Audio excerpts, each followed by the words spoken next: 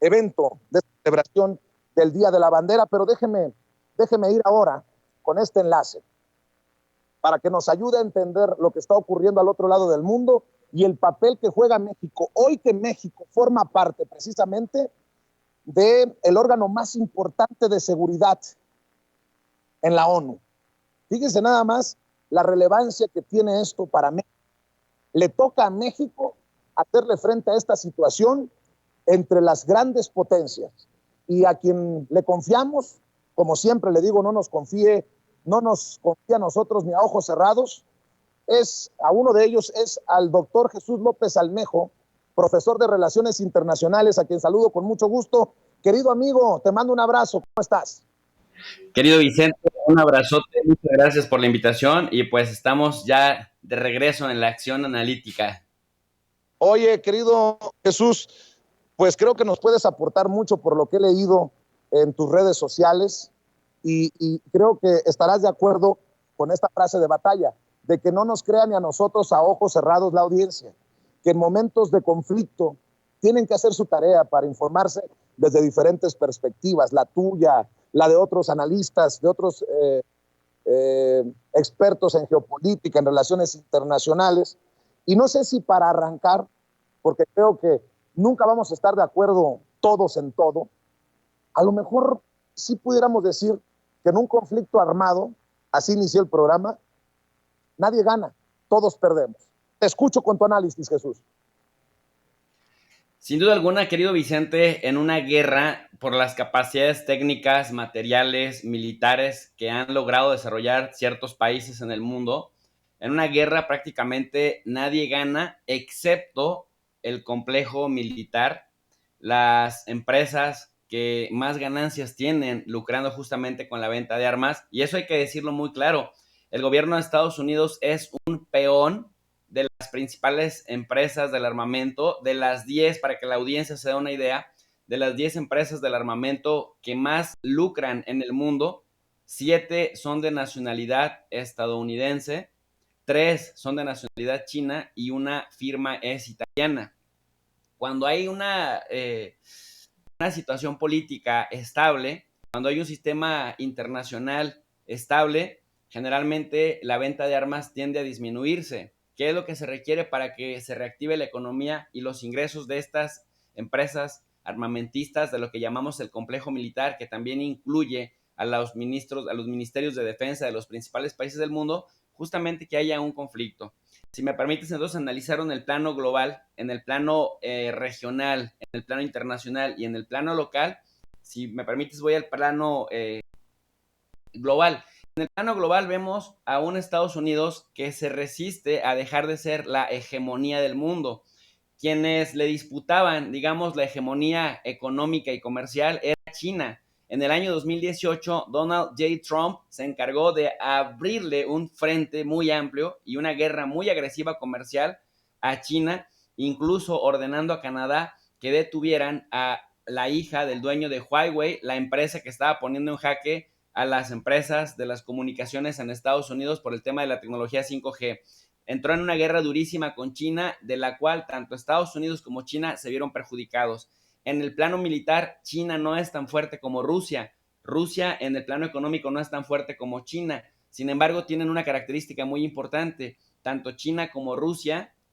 le están disputando el liderazgo, que ya no va a ser un liderazgo total, sino el liderazgo de importantes zonas del mundo, en donde la presencia estadounidense comercial y militarmente era aplastante. Y en el plano militar, quien le representa ese otro significativo es justamente Rusia, al cual, la verdad hay que decirlo, aquí no somos prorrusos, Vicente, pero hay que ser honestos porque realmente hay una campaña de propaganda muy intensa de los medios occidentales. Yo no sabía que hubiera tanto proestadounidense en los medios mexicanos y me ha sorprendido porque, pues, más allá de filias y fobias, tendríamos que ser honestos con nuestros análisis. Mira, acto número 1,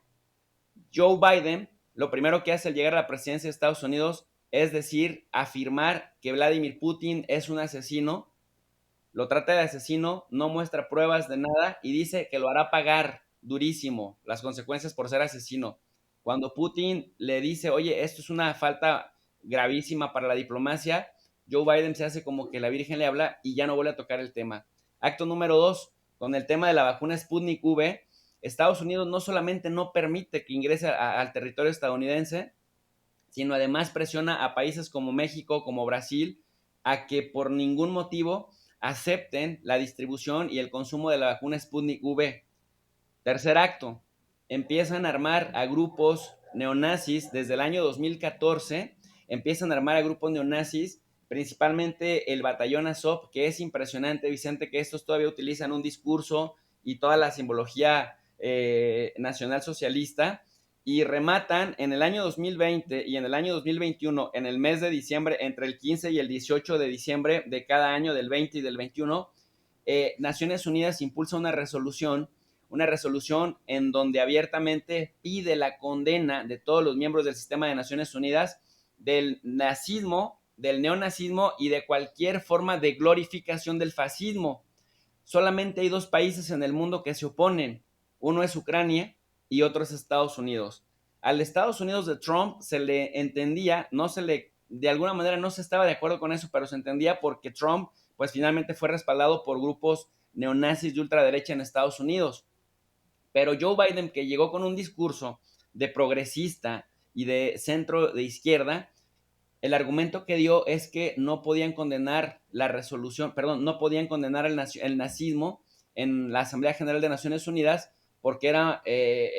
la primera enmienda constitucional permite la libertad de expresión en Estados Unidos. Y para sorpresa nuestra, países europeos democráticos como Francia, Alemania, Italia, España, no solamente no tuvieron una postura firme en contra del nazismo, sino además se abstuvieron, lo que resulta una verdadera incoherencia, siendo que Europa fue uno de los continentes que más sufrió durante el siglo XX, pues justamente las manifestaciones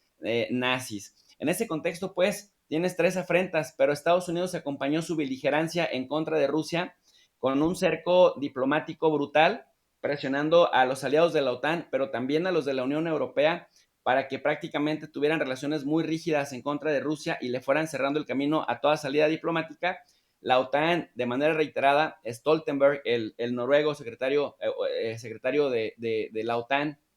en reiteradas ocasiones amenazó una y otra vez junto con Anthony Blinken, el secretario de Estado de Estados Unidos, una y otra vez amenazaron a Rusia con que iba a pagar un precio muy alto si se atrevía a invadir Ucrania. Rusia pedía garantías por escrito, garantías jurídicas de que la OTAN no se extendería a sus fronteras y de que Estados Unidos y la OTAN no iban a estar trasladando armas pesadas literal, digamos, a su frontera. Y prácticamente lo que cambiaron en la narrativa los occidentales fue decir que Rusia, con el movimiento de tropas dentro de Rusia, amenazaban la paz del mundo,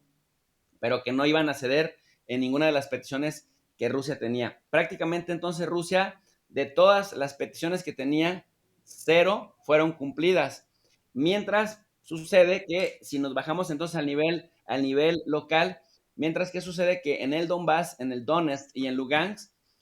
hay una guerra desde el año 2014 que este grupo de ultranacionalistas ucranianos apoyados por la OTAN y por Estados Unidos con miles de millones de dólares, miles de millones de euros y con armamento pesado, han estado bombardeando a las poblaciones civiles de Lugansk y Donetsk, que se conoce también, esta Ucrania oriental, que se conoce también como el Donbass, de población ruso parlante, de población prorrusa y de población también étnicamente rusa. No todos los rusos parlantes, habrá que decirlo, son de ascendencia rusa, pero comulgan de alguna manera con la cultura rusa en esta región del país, a la cual, por cierto, se le aumentaron los impuestos y la cual, por cierto, desde el año 2014 ha vivido bajo asedio. ¿Por qué no lo sabemos? Pues porque la prensa occidental no le ha dado tanto vuelo a esta noticia, pero ya van 14,000 muertos, Vicente, y 1.5 millones de desplazados. Entonces, la cereza, digamos, del pastel o la gota que derramó el vaso fue que ante la última exigencia de Rusia de que hubiera garantías jurídicas, de que se respetaran los acuerdos de Minsk I y Minsk II en 2014 y en 2015 que garantizaban el alto el fuego, pues estas milicias, principalmente del batallón Azov, un batallón abiertamente neonazi, no lo controlaron y Francia y Alemania, que eran supuestamente miembros del cuarteto de Normandía, que en el 2015 garantizaban que Ucrania y Rusia no se atacaran mutuamente, escucharon oídos o hicieron oídos sordos hasta que, bueno, pues vimos lo que terminamos viendo, Vicente. Eh,